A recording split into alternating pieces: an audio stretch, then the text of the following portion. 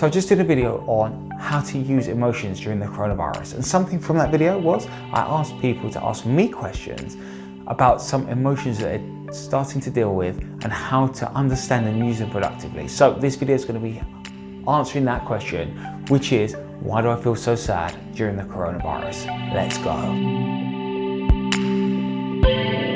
As this time is so unprecedented in our lifetime, it's normal to have some of these more difficult or unmanageable emotions come up. So it's okay to feel sad at this time. However, feeling sad is a product of not knowing what to do in this time to feel rewarded, content, and happy. The reasons are because your life is essentially on pause and we don't feel the ability to know what to do to actually feel that element of excitement. So then you don't feel in control, because that control's been taken away from you by the virus.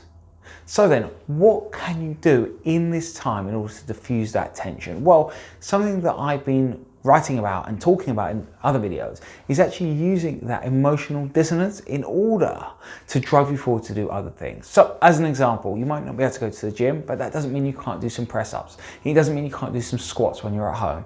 And I know it's not exactly what you want to do, but something is better than nothing. You'll be surprised once you start to do something more active, you can start thinking, well, at least I'm going one step further on to doing something. The thing is that I know it's not what you want to do, but just start trying to figure out some of those new ways in order to live right now. Because if you're not going to do that, you're just going to sit down and feel stuck at all times. And that's not fair on you, because you deserve so much more. And I call this time depressive state, because it's not the whole of your life that you feel sad in, it's just certain parts you don't feel able to do. And by working out what you can do during this time, it will lead you to feel happier and more in control. And really, feeling sad is just not feeling in control of your happiness. And a nice little hack is actually to start thinking about some of those things that you've been delaying or procrastinating over. Because if you could start checking off some of those things while you've got the time to do it, it won't only help you to stop feeling sad now, but it'll also help you to feel empowered and motivated to do more stuff in the future.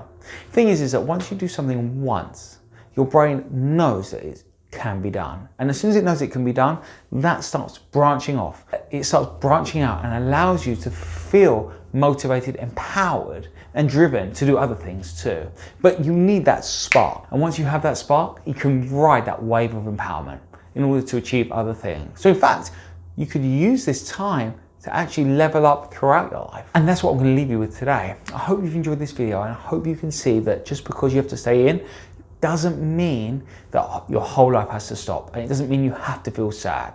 Start working out ways in which you can feel empowered and happy. And remember, this is part of my coronavirus playlist, essentially answering your questions on all different emotions that you might be feeling during this time. So if you've got any emotions you want me to answer or any questions, let me know. Why don't you write me a comment and I'll answer them in a future video. And thank you so much to that user who left me this comment. On that note, I wish you all the best. Remember to like this video and subscribe to see plenty more to come. See you soon. Take care. Bye-bye.